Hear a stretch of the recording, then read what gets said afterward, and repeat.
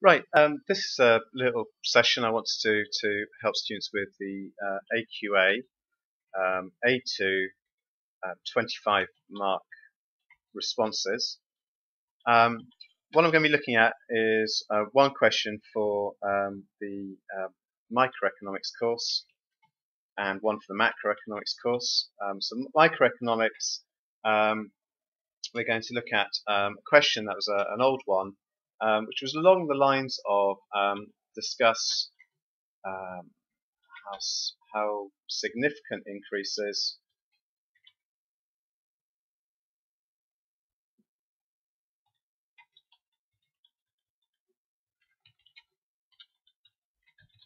basic state pension are the best way to reduce poverty. Okay, so this is just looking at the planning process, and with the plan, you want to be thinking about that introduction. So we're going to be thinking here about definitions, and good students will pick up. Firstly, are you talking about relative poverty or absolute poverty?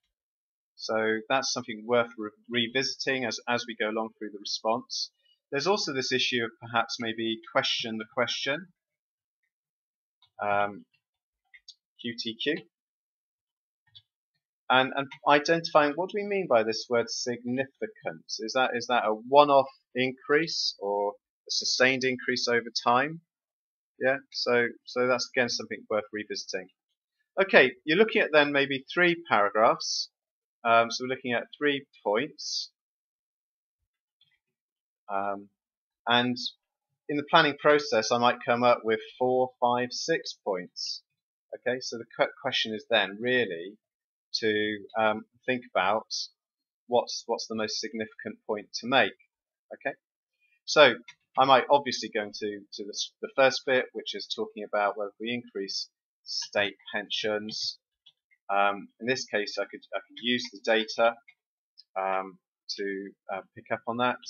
I'm thinking that state pensions are universal, so there's not a problem with take-up. However, it's going to be very costly as a result. Then I can show my knowledge about, well, what's instead if we introduce means-tested benefits. But then there's the issue that perhaps not everyone would again take those up. Yeah, so those kind of issues there. Oh, and also we're only dealing with pensioner poverty. So what about other issues about benefits?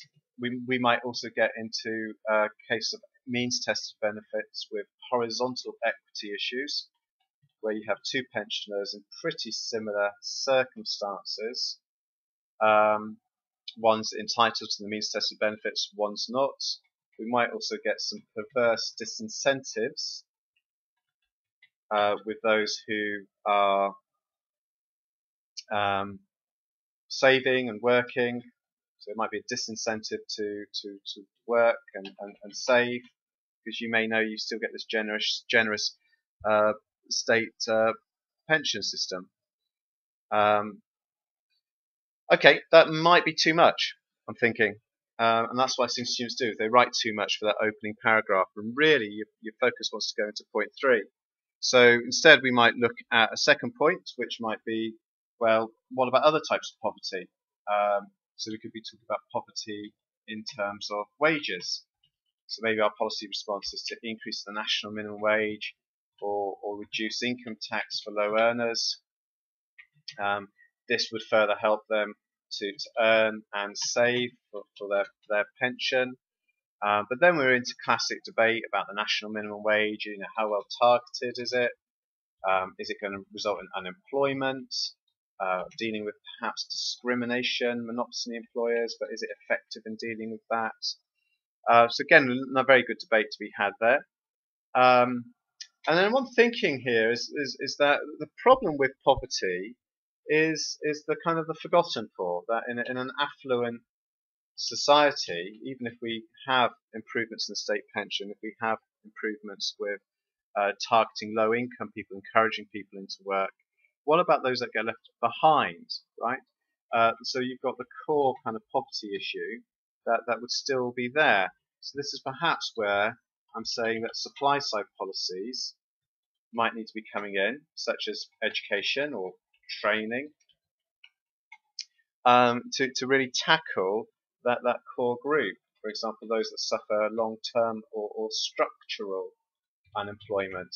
Now, this might be saying this is, I think, the best response because it would mean that in terms of pensioner poverty, we wouldn't have a group left behind.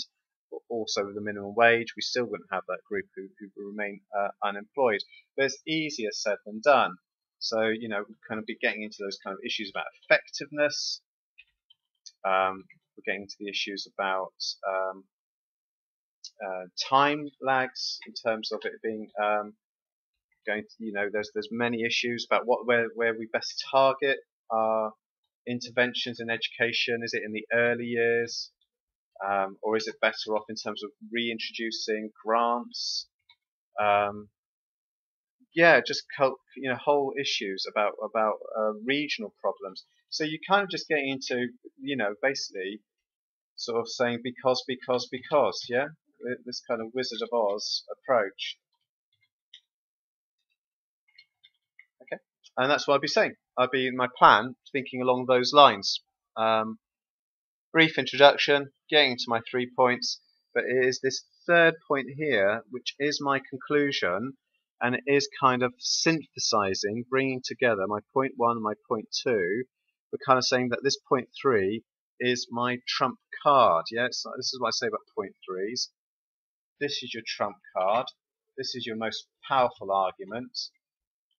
This is where the conclusion has ended up coming to, because throughout this we drove towards this. So also, you know, I'm in saying about this forgotten poor, relative poverty is still there, that kind of core group still in absolute poverty. Even if relative poverty comes down, questioning, do we have absolute poverty still in the UK? You know, getting to that debate, right? And saying, yeah, significant increases in pensions, state pensions might help here, but it's really, this is the most significant argument. Right, so that was that question. I'm going to show you the same process for a Unit 4 question. So again, we're looking at the AQA 25 marks. This will be shorter, but here I'm going to ask the question of what measures can the UK government take to reduce a trade deficit? Okay, so again, short introduction, and we'd be picking up obviously what do we mean by trade deficit. So we're talking about the value, quite important point to remember, of exports being less than the value of imports. I'm also worth you picking up this issue about the UK government is a member of the European Union and the World Trade Organization. You'll see why it's important later. Points I could say, well, you might be tempted to say we could devalue the pound. However, this is the UK government, and we don't have a fixed exchange rate. We have a floating exchange rate. If there were measures to see the pound become weaker, this is most likely to be a result of the central bank. Now, the UK government could put pressure on the central bank to take measures to, say, lower interest rates, so hot money washes out of Britain, to sell sterling on the foreign exchange. So this is all what I'd argue maybe tenuous or at risk of a digression, or simply put, just not answering the question, which is why I would scrub that as an idea. So another argument might say is, oh, we could subsidize exports. Now the problem here is under EU, it would see to be against the idea of a customs union and a single market. we'd be seen to artificially helping British business to the disadvantage of our European partners, creating an unlevel playing field. So just as we have a SIG customs union where we don't have internal tariffs, so too would it be frowned upon, this idea of subsidies. It would also be illegal under the WTO. But the other big problem is the scope, and the scope is not wide enough. If you think about it, with agriculture, okay, there's subsidies there, but we're talking about employing less than 2% of the workforce. How much value is there in our exports of agricultural produce? Unlikely to be big. So it's subsidizing exports. Are you going to be able to target that effectively in terms of a lot of our financial services, legal services, entertainment industry? So it's just not valid as a point to be made here. So we will scrub that one too. So this is the idea of planning, just roughing it out, thinking actually no, that's not a good answer because we're looking at the UK government. So the kind of responses you might want to go for are along these lines. We might go for supply side measures.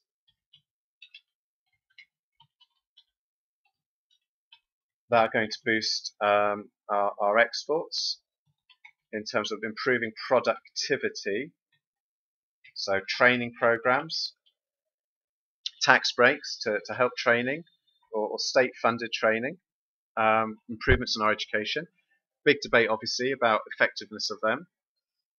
We could go for tighter fiscal measures, so such as increased income tax,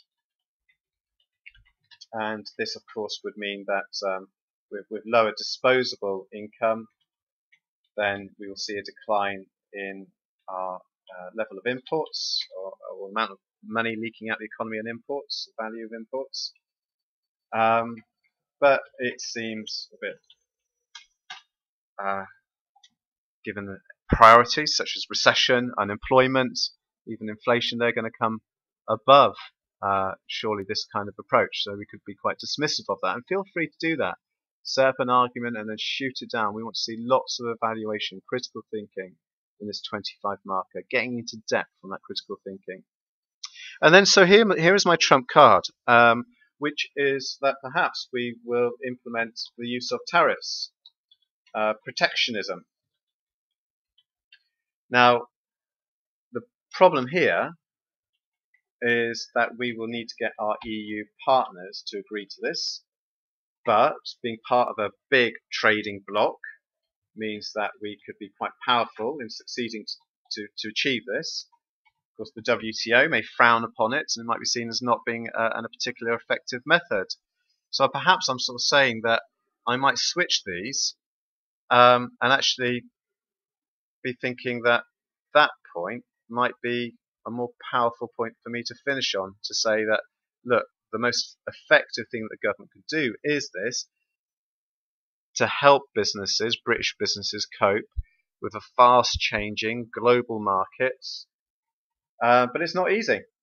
And it might mean that lots of small steps need to be taken by governments, experimental steps, experimental economics, to be able to succeed in finding the best way to help our UK firms be competitive in the global market. And that's what you want to be thinking there, right? So essentially, again, coming to that third point and, justify, back it up because, use that Wizard of Oz. Okay, that's it.